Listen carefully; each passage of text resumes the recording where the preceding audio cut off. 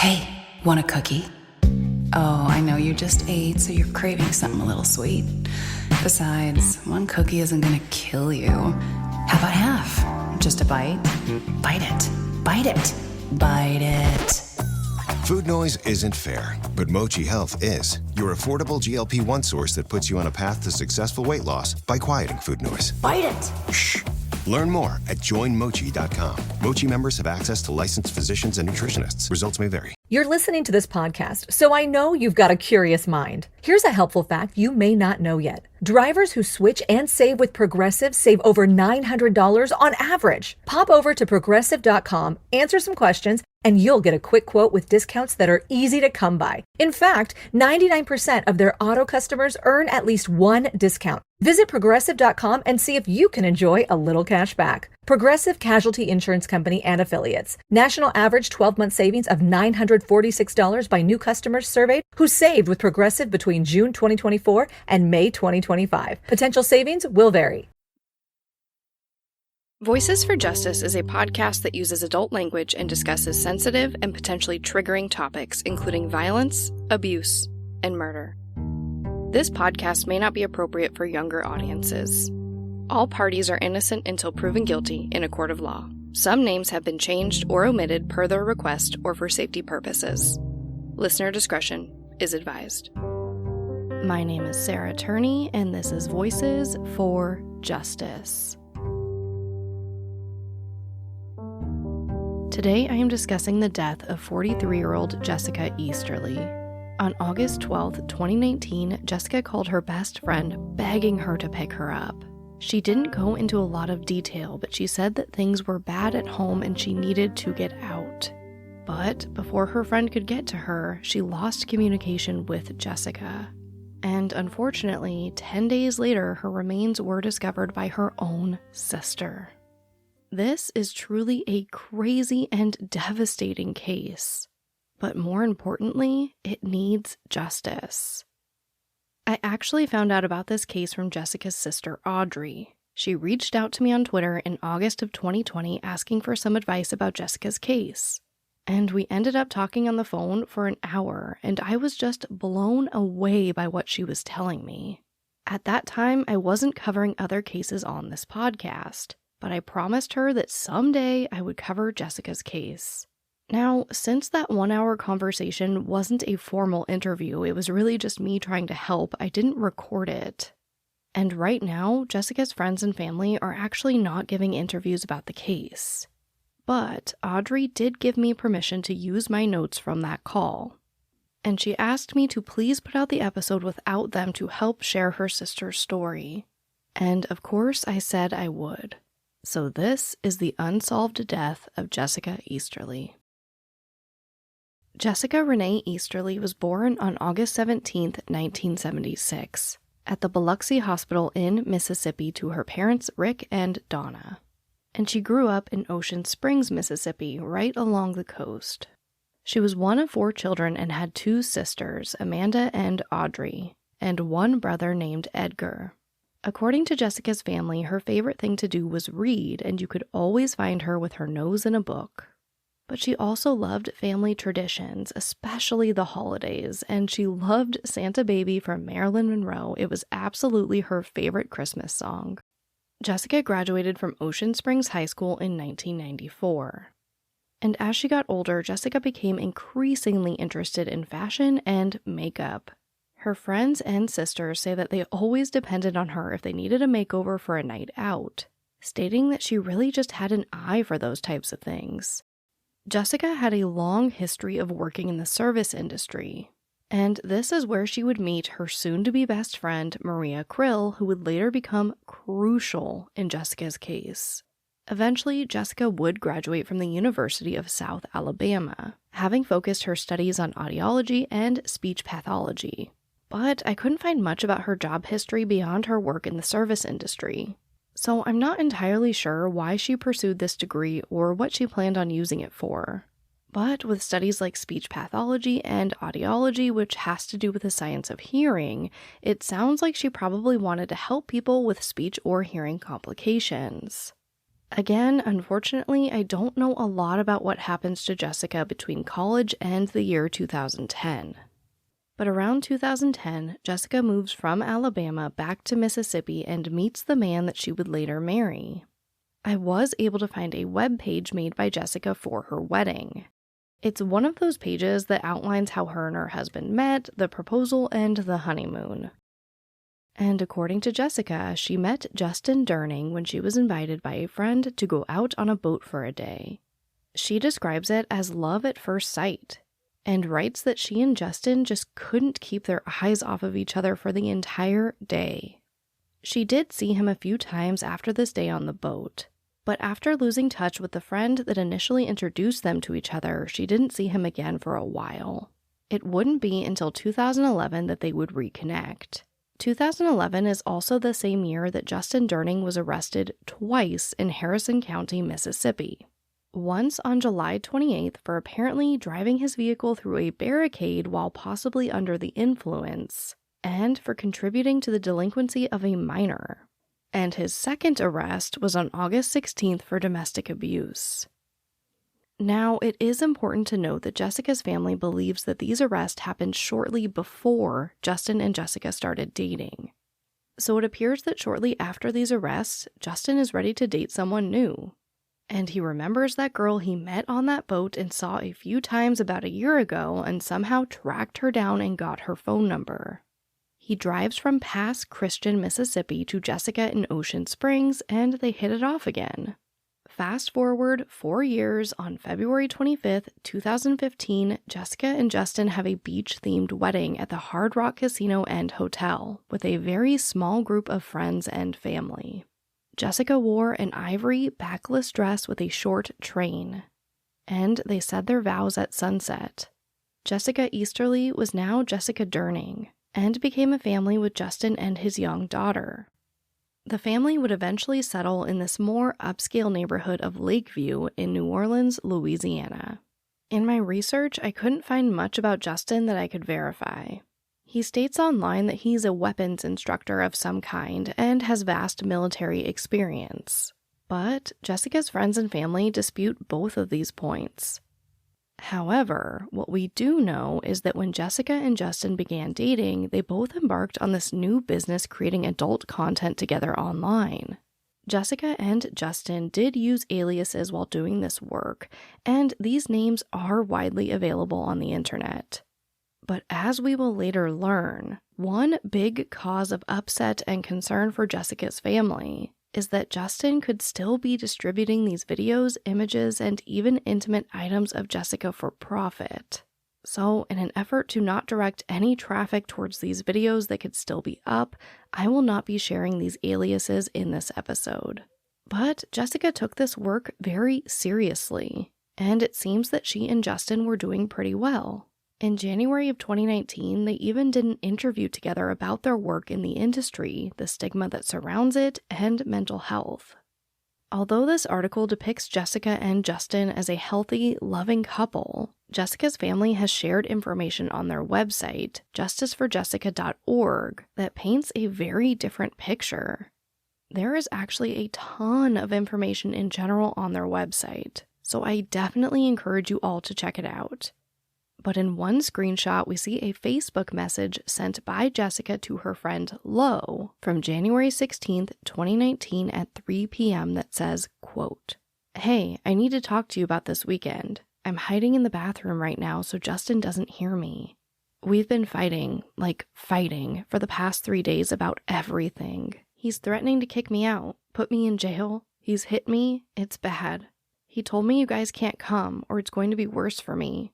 Lo, I'm so sorry. I know it's last minute and I feel awful. I don't know what to do. I can recommend somewhere that's reasonable and nice, the Bee on the Canal. We used to stay there a lot.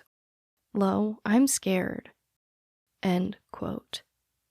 When I spoke to Audrey, she told me that she and her sister Amanda always felt that Justin was pretty controlling over Jessica. But they didn't realize that she was being physically abused until Jessica's best friend Maria told them. Essentially, Maria tells Jessica's family that she was stuck in this terrible cycle of physical and mental abuse. where Jessica and Justin were constantly breaking up and making up. And when Jessica threatened to leave the situation, Justin would tell her things like she would never see her stepdaughter again, or that he was going to have his friends and special ops hunt her down and kill her. Other times, he would flat out tell her to leave. No one truly knows the inner workings of relationships except for the people involved. But from what Audrey told me, it seemed pretty unhealthy. This episode of Voices for Justice is sponsored by Chewy. If you have pets, you probably know about Chewy, and you also know that when they say that they have everything you need to keep your pet happy and healthy, they're not messing around. To keep them happy, Chewy has over 100,000 products from all the brands my pets love at prices I love. To keep them healthy, Chewy offers pet prescriptions, pet insurance, telehealth vet visits, and they're even rolling out vet clinics across the country. I've been shopping with them for a very long time. And in addition to the auto ship feature that gets the dog's food to them every single month, I also love to experiment with different treats. But I'm a bit picky. For me, it has to be high quality with simple ingredients. I recently picked up treats from Shepherd Boy Farms that are 100% just chicken breast. Popcorn and Heber are already obsessed. Chewy has everything you need to keep your pet happy and healthy. And right now, you can save $20 on your first order and get free shipping by going to chewpanions.chewy.com/Sarah E. Turney. That's chewpanions.chewy.com/Sarah E. Turney to save $20 on your first order with free shipping. chewpanions.chewy.com/Sarah E. Turney. Minimum purchase required. New customers only. Terms and conditions apply. See site for complete details. This episode of Voices for Justice is brought to you by Quince. I've been trying to be more intentional about what I wear each day. I'm leaning into pieces that feel effortless, comfortable, and still put together, and Quince has been my go-to. The fabrics feel elevated, the fits are flattering, and everything just works without overthinking it. They use premium materials like 100% European linen, organic cotton, and ultra-soft denim. And the best part? Everything is priced 50 to 80% less than similar brands. They work directly with ethical factories and cut out the middlemen, so you're paying for quality and craftsmanship, not brand markup. I recently just ordered their tiered linen dress, of course in black. I wanted to pair it with one of my favorite pairs of brown wedges. The problem was, I didn't have a brown purse. So I got that from Quince too. It's one of my favorite outfits. It's easy, effortless, and feels amazing, especially as we're getting a little bit warmer here in Phoenix. Refresh your everyday with luxury you'll actually use. Head to quince.com/justice for free shipping on your order and 365-day returns. Now available in Canada too. That's QUINCE.com/justice for free shipping and 365-day returns. Quince.com/justice. We're going to fast forward 7 months to Monday, August 12th, 2019 at about 11 in the morning. This is when Maria misses 2 calls from Jessica, but she ends up picking up on the 3rd ring. According to Maria, Jessica is super upset and asks Maria to come get her, but she doesn't go into a lot of detail, just saying that it's really bad. And Maria is more than happy to go pick up Jessica. But the issue is that Maria lives 2 hours away in Mobile, Alabama, and her kids were getting out of school in just a few hours. And she didn't have anyone to watch them while she went to pick up Jessica, and she definitely didn't want to bring them to this potentially very dangerous situation. So she tells Jessica, listen, I'm going to take the day off of work tomorrow, and I will come pick you up tomorrow right after I drop off the kids at school in the morning. At 2:43 p.m., Maria messages Jessica and says that she needs to talk to her husband about everything when he gets home. And Jessica responds with, quote, okay, hang on, I don't know what's going to happen when I get home, end quote. But Maria didn't hear back from Jessica that night, or the next day when she tried to confirm the plan to pick Jessica up. However, we do know that Jessica's stepdaughter reports seeing Jessica on Tuesday the 13th. She tells Maria that Jessica was just doing a lot of cleaning around the house, and that on the next day, now Wednesday the 14th, she got herself up for school and left the house assuming that Jessica was still asleep in bed. But she never saw Jessica to really be able to confirm this. At exactly 9 p.m. on Wednesday night, Maria gets a Facebook message from Justin using Jessica's account, asking if Jessica is with her. He also states that it's fine if she is, but their daughter can't handle this type of stress. Maria responds and says that she's not with Jessica, and she asks him when's the last time he saw her. And Justin replies and says it was about noon earlier that day. And he adds that Jessica left behind her phone, keys, ID, and the vehicle that they shared. And he tells Maria that he's checked everywhere he can think of, but he can't find her. And that he's getting pretty worried at this point because she's never done this before. But knowing Justin and Jessica's history, Maria isn't messing around. And she tells Justin that she's sending the police over to their house right now. And Justin's response was, okay, but you're gonna freak out our daughter. But again, Maria isn't playing around. And she says, listen, if my husband came home and I was gone and all my stuff was there, he would already be talking to the police. And Justin says, quote, I know how to file a missing persons report. Do you think I hurt her or something? The police can't do anything until 24 hours. She's an adult. I'm checking hospitals and jails now. End quote. And at 12:10 p.m., Justin writes Maria again, confirming that he called the hospitals and the jails and there's no sign of Jessica. And he adds, quote, call police and missing persons is 24 hours last seen to file a report. I have got to be missing something. End quote. But despite this message about being told that he had to wait 24 hours to file a report, Justin doesn't wait. According to an incident report that I obtained from the New Orleans Police Department, Justin reports Jessica missing on the morning of Thursday, August 15th at 12:52 a.m. And the police do come out to the home and take a report in person. Justin tells the police that the last time he saw Jessica was at 1 p.m. before Justin went to bed. However, it's important to note that in the same report, the police state that Justin last saw her at 12:30 p.m. So whether Justin reported 2 different times or the police made a mistake is unknown. But Justin tells the police that he woke up about 2 hours later at 3 p.m. and Jessica was gone. Justin tells the police that she left behind her purse, wallet, phone, keys, and medication that she took for her bipolar disorder. And he adds that he didn't think anything was missing from the home. He mentions his efforts in calling jails and hospitals, and he tells them that the last time he saw Jessica, she was wearing blue jeans and a t-shirt. The report also mentions that a friend did request a wellness check earlier in the day. Part of this section is redacted, but according to the report, Officer Gatner made a call to someone in relation to this welfare check. But no one picked up the phone. Whether they were calling Jessica's home to try to speak with her or they were trying to call Maria back to give her a status update on the welfare check is unclear. But there is no confirmation in this report as to whether or not anyone actually went to Jessica and Justin's home to check on her. But later that day at 1:29 p.m., Maria gets another message from Justin stating, quote, I'm about to go all out on social media and every other asset I have to find out if my wife is safe. I have a child throwing up and needs to know if her mom's okay. Here is the missing persons report. If you know where she is and that she's okay, I would appreciate you telling me before all of the world knows our personal problems. End quote. He follows up by stating that this is really messing up their daughter. But again, Maria just isn't having it, and she cuts right to the chase with Justin, writing, quote, if she left because you're an asshole to her, I'm 100% supportive of her doing that. The problem I'm having is that I'm the person she would call, and I haven't heard from her since Monday.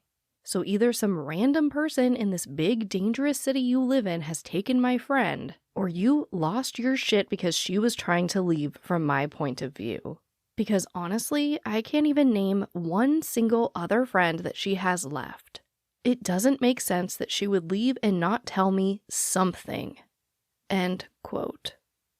And at this point, Justin just accuses Maria of making things all about her. So Maria says, listen, for the sake of your daughter, I will let you know if I hear from her. And during this time, while Maria is still receiving all these messages from Justin, she's still trying to follow up with the police and find out what they're doing to find Jessica. And eventually, she gets a voicemail from the New Orleans Police Department with the name and number of the detective assigned to Jessica's case. Maria finally connects with this detective and is told that they are going to go out to Jessica and Justin's house to ask him some questions. And they do go out to the house, but no one answers the door. So at this point, Maria doesn't really know what to do, so she takes matters into her own hands and creates the first missing persons flyer for Jessica. And she begins sharing this on Facebook. And to her credit, this got a lot of people talking, including Justin, who at about 6 p.m. on Monday, August 19th, so now a week to the day since Maria last spoke to Jessica, Justin tells Maria over text message, quote, "Maria, you have no idea what I've been doing here on the ground and with people in positions to help. I appreciate the posters and trust me when I tell you I have been nonstop. This is my whole life we're talking about. Whether or not you believe that is out of my control." And Maria responds saying, quote, "That's good to know. Like who? What are their names so the police can coordinate with them to look for her?" And Justin gets defensive, saying, quote, "Do you think I'm not on the phone or in person with the police? Come on, Maria." And Maria responds, quote, "You said you have people looking for her. Do you mean police or friends of yours? I'm just not sure what people on the ground means. I'm trying to understand." And in the last text message we have between Justin and Maria, Justin writes, quote, "Friends at the TV station here I graduated with. Head of K9, Chief of Fire Investigation. I don't have time to type all of this at the moment. The head of Central Casting, it goes on." End quote. At DSW, we ask the important questions, like, what shoes are you going to wear? Whether you're prepping for wedding season, festival season, or just planning the ultimate vacay, the right shoes can make or break an RSVP. So own the moment.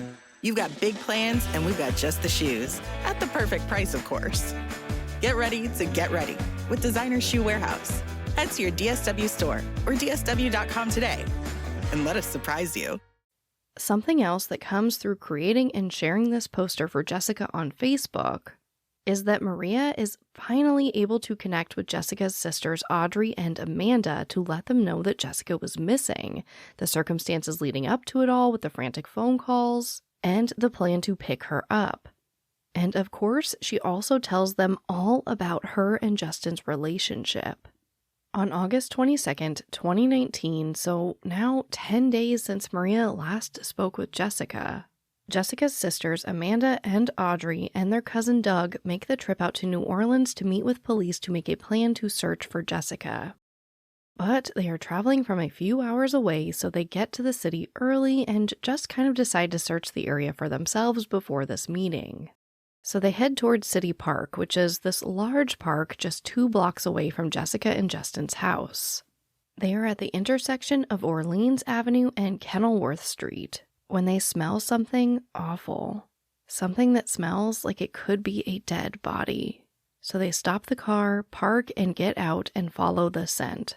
And sure enough, Audrey sees her sister's body laying just feet from the road. And she calls over her sister Amanda to confirm. She couldn't believe it. She literally found her sister in the first place they looked, which of course made her wonder if the New Orleans Police Department looked for Jessica at all. Because due to the advanced state of decomposition that Jessica's body was in, it looked like she had been there for some time. It's important to note that Jessica was wearing a black tank top, black shorts, and black shoes when she was found, which is a completely different outfit from Justin's last reported sighting of Jessica. Audrey told me that she didn't feel like the police spent a lot of time at the scene when they found Jessica. She told me that they pretty much just scooped Jessica up and left without even taping off the scene. During our call, I didn't ask Audrey for details about what Jessica looked like when she found her, but she did tell me that the police repeatedly told her family that there didn't appear to be any trauma or sign of damage on Jessica's body other than this advanced state of decomposition. And although Jessica's family did identify her body at the scene, on September 1st, 2019, the police collected DNA from Jessica's mother to confirm the match. But according to Audrey, this DNA was misplaced on someone's desk at the New Orleans Police Department and experienced a severe delay in processing. It wouldn't be until 2 months later, on November 8th, that they would officially confirm the remains to be Jessica. During this time, Jessica's body is still sitting in the morgue, waiting for an autopsy to be performed. And Jessica's family is understandably not pleased. In an interview with WDSU, Jessica's stepfather expresses his frustration. This thing would not have taken as long as it has had she not laid in the New Orleans sun for a week and a half before her body was found. Unfortunately, Jessica's body would continue to sit in the morgue waiting for an autopsy to be performed for a few more months. And we'll get to that. But it's around this time in November of 2019 that Audrey's family finds out some pretty shocking and disturbing news about Justin. According to Audrey, even after the discovery that Jessica was in fact deceased and not missing, it appears that Justin was keeping this a secret from his peers in the adult industry, because he was continuing not only to sell Jessica's old videos, but he was actually posing as Jessica online. And he was messaging people to sell off these videos and these pictures and these intimate items of hers like lingerie and shoes. I don't know exactly which websites Justin was using, but it seems like it could have been something pretty similar to OnlyFans, where people will pay to interact with you privately and pay for extras like videos, pictures, and things sent in the mail. This would allow Justin to sell these videos and pictures from his over 4 years of working with Jessica over and over again to new customers. But eventually Jessica's peers in the community did catch wind of this, and they would actually later help Jessica's family in all of these efforts to get these videos and images of Jessica posted after her death removed. But unfortunately, again according to Audrey, this exploitation of Jessica by Justin doesn't stop there. On December 6, 2019, a GoFundMe is created under Jessica and Justin's adult industry aliases. The stated purpose of this fundraiser was to raise money for a memorial service for Jessica.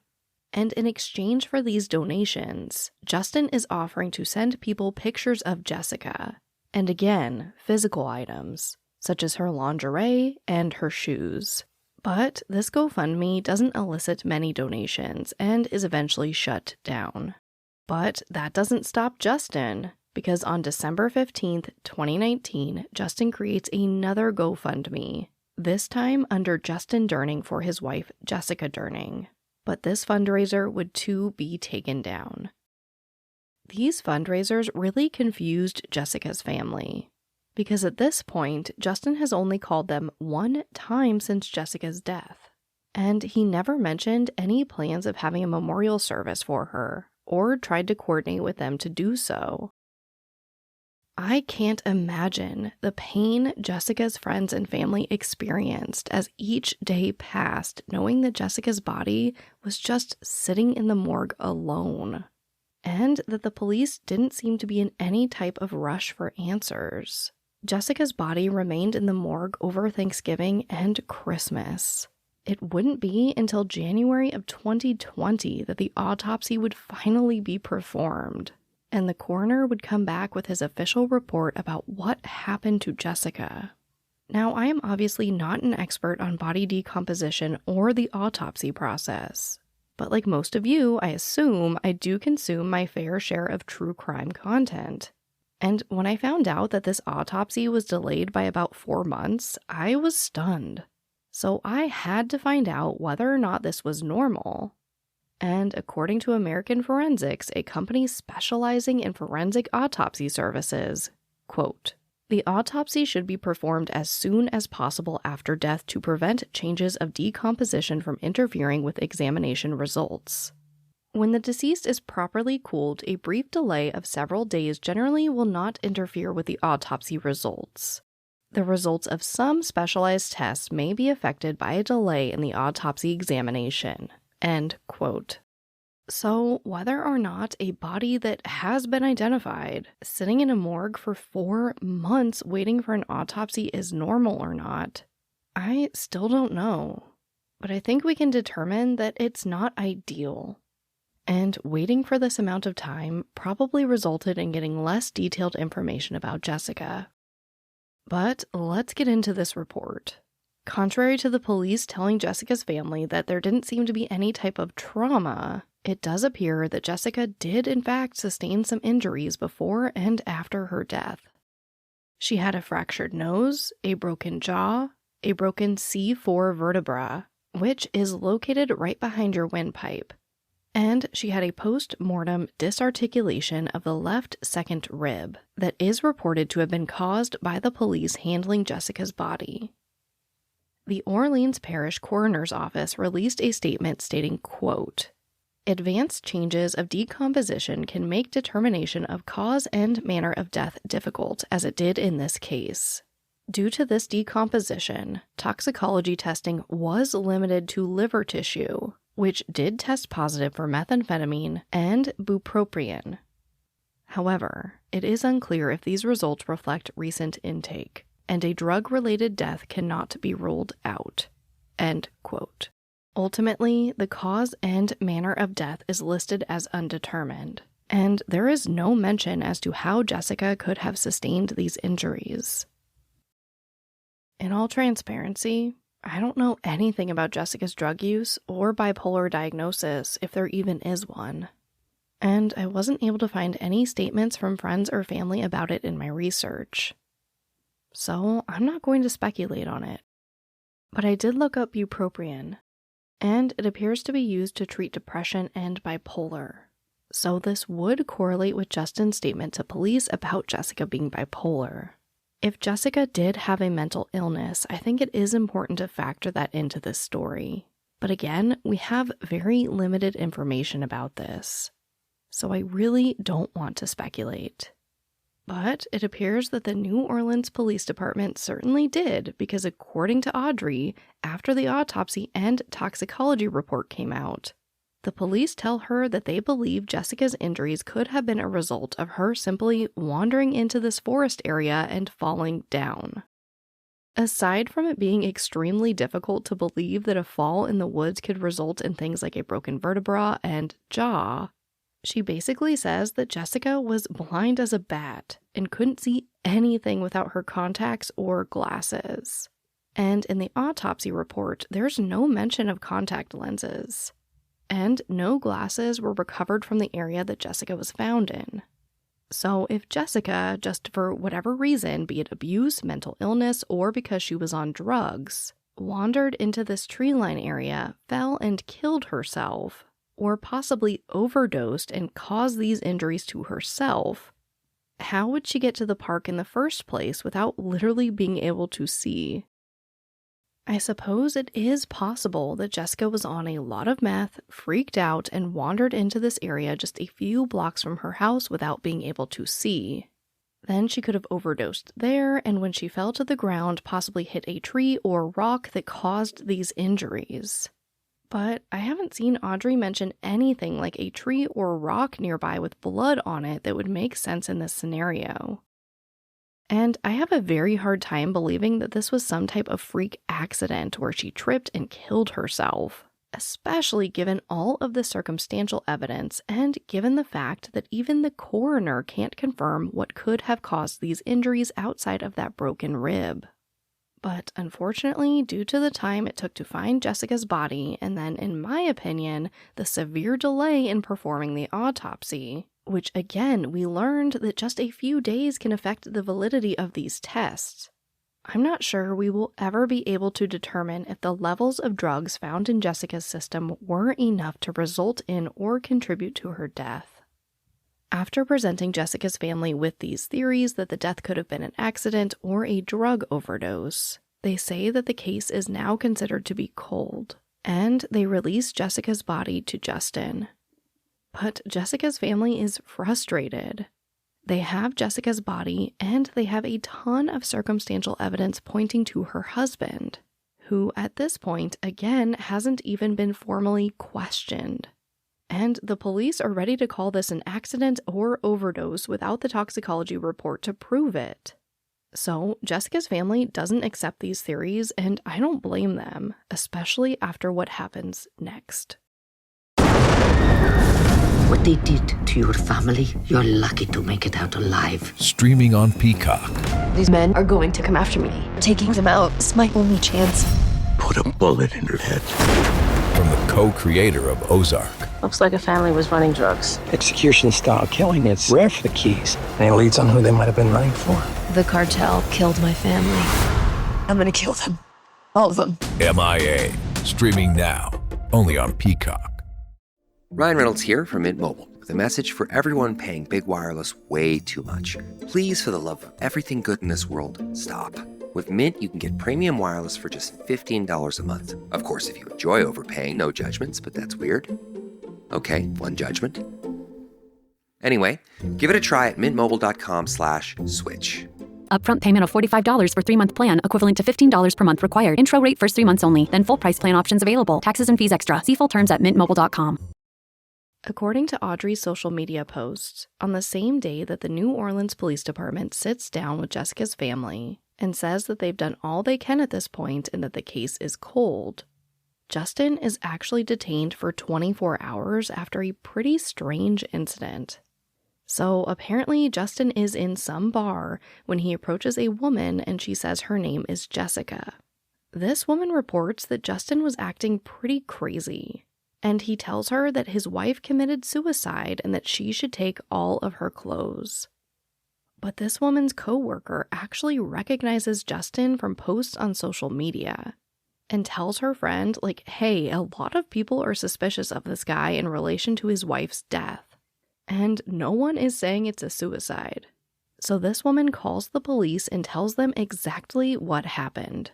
And Justin is detained. But we do know that Justin is not formally questioned by police at this time. And from here, things only get stranger and continue to cast a bad light on Justin, especially when a huge discovery is made in the case. On March 15th, 2020, a couple in Jessica and Justin's neighborhood call Audrey, and they tell her that they just found a blanket and Jessica's ID card about 15 yards from where Jessica's body was found.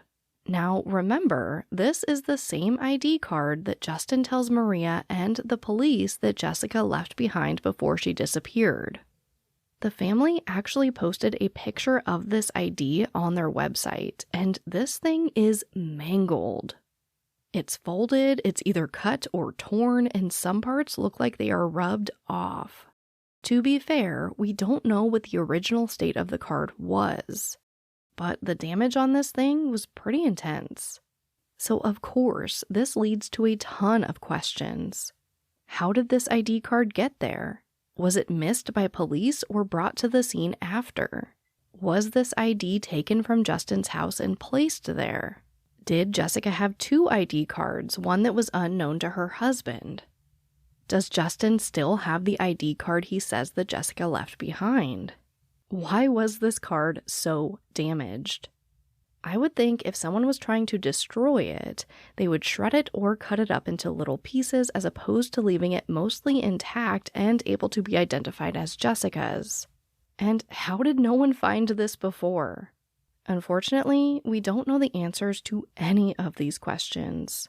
But of course, Audrey calls the detective on Jessica's case and informs him of this discovery. He asks for the couple's information and says they definitely want to get those items and interview the couple. But when Audrey follows up with that couple a few weeks later, they say that no one has been in contact with them. At this point, Jessica's family is pretty understandably absolutely fed up, and they file an official complaint with the Public Integrity Bureau for failing to investigate Jessica's death. And in August of 2020, they finally get a response, stating that a formal investigation into the New Orleans Police Department's handling of Jessica's case has been launched. And by September, so 5 months after this blanket and Jessica's ID is found, Detective Lum from the New Orleans Police Department finally interviews the couple. And by October, they were back at Justin's house trying to ask him some questions. but they were again unable to speak with him. However, on that same day, a futon and a headboard from Jessica's room was placed on the curb right in front of their home.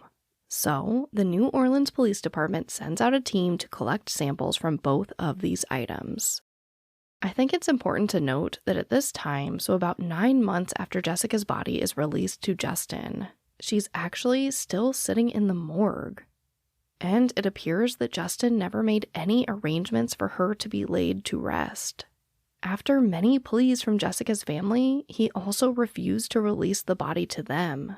And it wouldn't be until February 2nd of 2021, so 530 days after Jessica was found, that the morgue finally released her to her family so that they could hold a small, COVID-friendly celebration of life for her with just a few family members. I have to be honest, this part really got to me.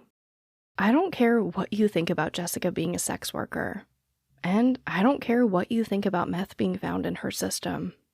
She has a lot of people who loved her very much, including a stepdaughter who very much considered Jessica to be her mother.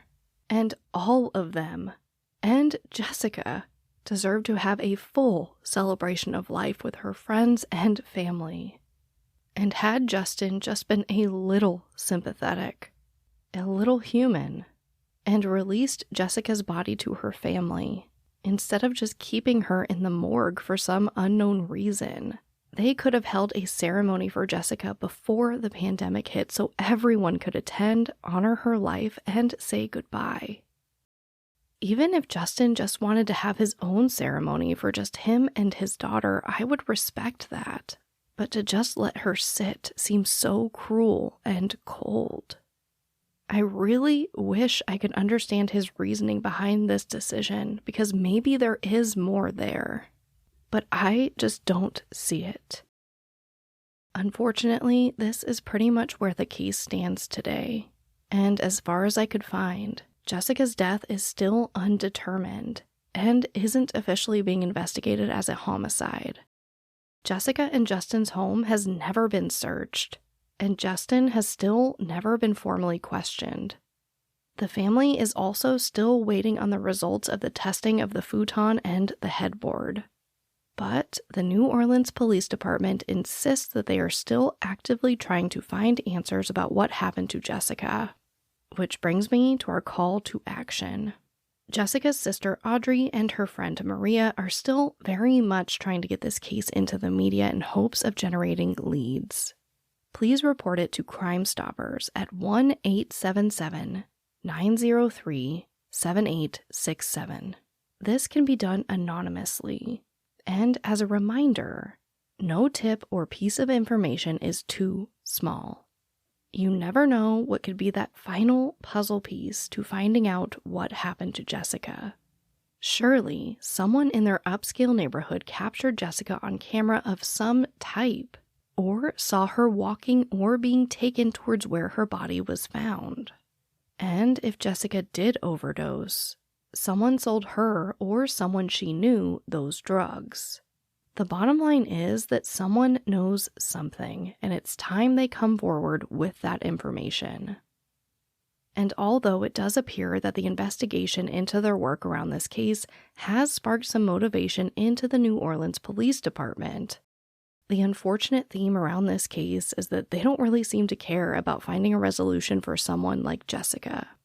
Jessica's family has repeatedly expressed fear and concern that Jessica's case has been and continues to be a lesser priority because of the way that she is being perceived.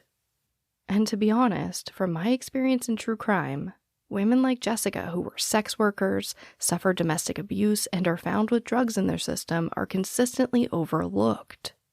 As if they aren't worthy of justice. As if their families don't deserve answers just as much as any other family who has experienced a horrific tragedy such as this. Jessica was a daughter, sister, wife, and mother.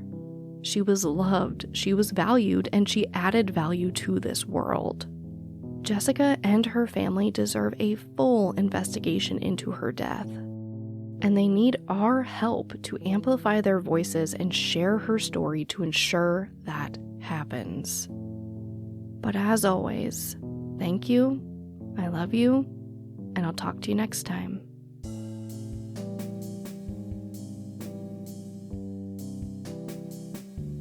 Voices for Justice is hosted and produced by me, Sarah Turney. For more information about the podcast, to suggest a case, to see resources used for this episode, and to find out more about how to help the cases I discuss, visit voicesforjusticepodcast.com. And if you enjoyed this episode, please take a moment to rate and review the show in your podcast player. It really does help more people find the podcast and these cases in need of justice.